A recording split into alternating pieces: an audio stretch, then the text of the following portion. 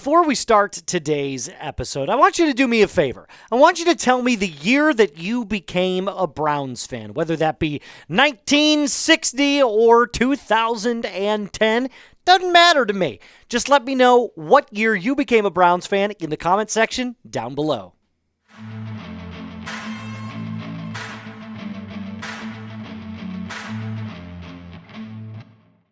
What up, Browns family? My name is Moose. Thank you for joining me on today's episode of the Browns Report by Chat Sports. And on today's episode, we're going to go through all of the Minicamp takeaways that you need to know about from Browns mandatory Minicamp. Now, before we head into the deep dive of everything that's been going on in Cleveland, we ordered Jimmy John's for lunch today, and there were exactly, I counted, 33 sub sandwiches. So I decided to throw a little sub challenge. See what I did there? At you today. Let's see if we can beat our lunch order. If you hit subscribe and get us to 34, boom. We beat 33 subs. So do me a favor, lock us in, hit that free subscribe button. All right. Now on to the actual juicy football content that you came here to see. The first takeaway is that Myles Garrett got some really high praise, not only from the reporters that were out there, swarming around the field and taking note of everything that was going on, but there were a lot of players and coaches that were really glad to see Gare Bear back at practice. And again, Cameron Justice, who you're going to see a lot throughout this episode, she said Myles Garrett's back in the building, getting that work in with the team. Obviously, he doesn't need, at this point in his career to be at every single practice going 100%, 150% every single time. We know what Garrett's capable of. But Jim Schwartz did have this to say about Myles Garrett and the prediction he has for him heading into the 2025 season. He said, I really think Myles is going to have the best season of his career after this payday, right? That's what he said. He has to. And I've told him before, what's that Spider-Man quote? With great power comes great responsibility, right? So obviously they look at Myles Garrett, who just got the bag at $40 million per year, and they say, look, we paid you all this money, highest paid edge rusher ever. You got to go out and give us what you've been giving us. And I don't think that there's really a scenario where Myles Garrett falls off a cliff. We're talking about future Hall of Famer Myles Garrett. Going to be in Canton, Ohio, Myles Garrett. And the last 4 seasons, he's been the picture of health, the picture of consistency, and he absolutely earned every single penny of that $40 million per year. So it goes without saying that Garrett being on the field is a leadership necessity for the Browns, because he's going to dictate to all the younger players, whether they play defense or offense, how the Browns conduct their business on the field. And like I said, that $40 million a year, no slouch. You're at the top of your position in the NFL, not only in production, but in dollar bills, y'all. So I'm looking forward to seeing what Myles Garrett can do this year. And I'm going to put his over-under at sacks at a little bit lower just because, anything can happen. So I'll say the line right now is 12. Over or under for sacks in 2025 for Myles Garrett. If I had to put my money on it right now, I'd take the over. I'd probably say 13.5 would be where I draw my line. But what say you? Let me know in the comment section down below. All right, our second takeaway. The rookies increasing their workload. Not only the running backs and the defenders and all the other rookies that were brought in, but the quarterbacks in particular have been getting a higher increase in their workload. Shedeur Sanders and Dillon Gabriel are going to be the focal point of a lot of conversations until we start the 2025 season. Now, News 5, who was out there circling about, like I said, like vultures, had this to say on the increased workload for the Browns rookie quarterbacks. On Tuesday, however, this was in the middle of the article, Flacco's workload was a bit lighter, with Gabriel getting an increase on first-team reps on 11-on-11 portions, and Sanders joining in more looks during the final red zone portion. So it's obvious that they really want to see, the Browns do, what these two rookies are going to look like come further along into not only mandatory minicamp, but into training camp and in the preseason.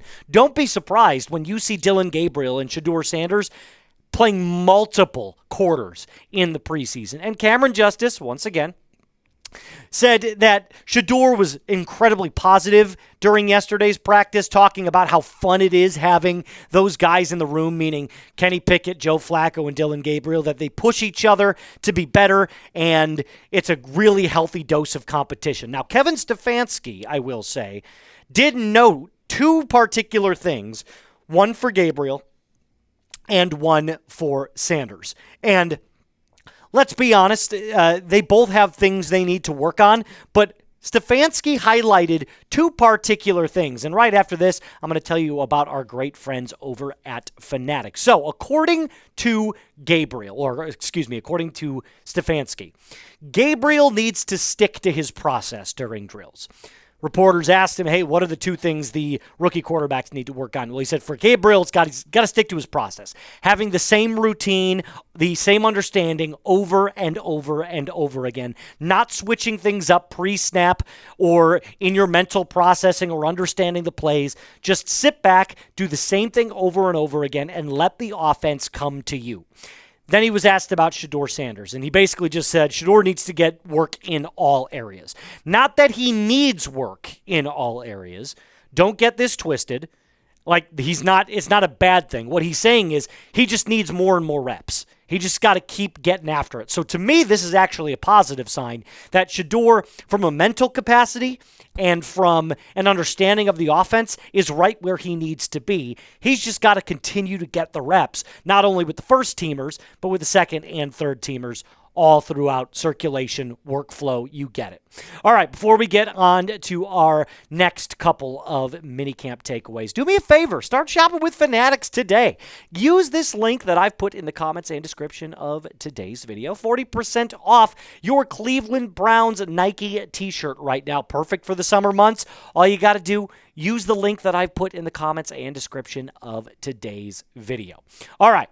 Let's jump into our third takeaway, shall we? And this one comes at the hand of somebody that was recently acquired by the Cleveland Browns, Deontay Johnson. I say recently, not like yesterday, but you get my point.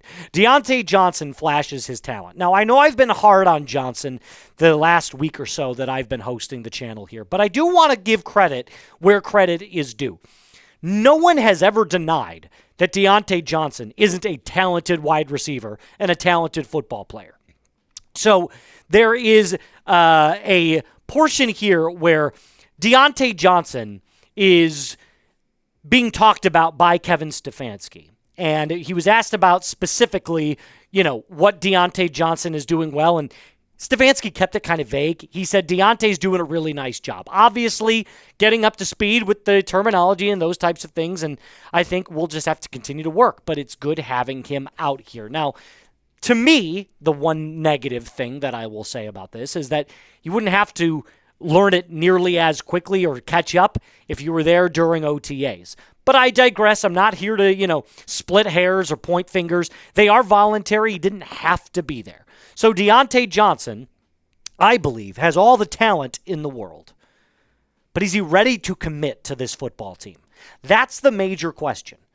The last three teams that he's been on, it's clear that he didn't put a priority in it because he wanted his money, he wanted a bigger role, whatever the case may be. There was clearly a divide between him, coaches, front office on the last three teams. Is this the final place where Deontay Johnson gets on the same page? I hope so, because when he's on the field, he's unbelievable. But is he ready to commit to this football team? I think that's the major question that we have to ask ourselves. Okay, finally. Full Chubb love at Camp Giggity. Nick Chubb got a lot of praise, a lot of love, and I thought this was a nice little tribute to the guys that had played with him for a long period of time. In particular, Myles Garrett. Now, Garrett basically just kind of said, I love Nick. I want the very best for him. He pushed to keep Chubb with the team, and he's one of the best to ever do it in a Cleveland Browns uniform. We appreciate everything he's done. Then, obviously, Jimmy and Dee Haslam came out and said this as well about Nick Chubb's time in Cleveland, that they thanked him for being a Brown. Excuse me. I just got a little burp there. They thank Nick for being a Brown, and they look forward to the day that they celebrate his career as a member in the Ring of Honor. So there's obviously some foreshadowing there. Nick Chubb, one of the best Browns running back that's ever laced him up. But I do want to point out one thing. This kind of made me cringe a little bit, not in a bad way, but I look at this and I just say, ugh, doesn't that feel wrong? Doesn't it feel wrong seeing him in anything other than a Browns uniform? Like, I saw that and I just went, this just looks odd to me. I feel dirty seeing that. Like, it just looked out of place. And I figured that's how most Browns fans would have felt. Obviously, Nick Chubb's injuries have caused him to, take a step back from the player that he once was. I totally understand the choice to not bring him back and to let him explore his options as a free agent. But the truth is that when he was healthy, there weren't many better in the NFL than Nick Chubb was. So I got to hand it to the guy. He wants to continue his playing career. I'm sure he wanted to stay with the Browns. He's got to move on. Everybody's got to move on. But we will always send love to Mr. Chubb. Giggity. Okay. Before I end today's show, harping it all the way back to the beginning when I said, what year did you become a Browns fan? I want to hear about it. I want to know exactly what year, if there is a memory in that stream of conscious of yours of when you actually became a Cleveland Browns fan. Let me know in the comment section down below. My name is Moose. I've had a blast hosting the Browns Report for as long as I've been able to do it. And if that means I get to continue to do it for a little bit longer, that's great. And if not, I'm sure the next person to come in will do an excellent job. Until next time, be cool.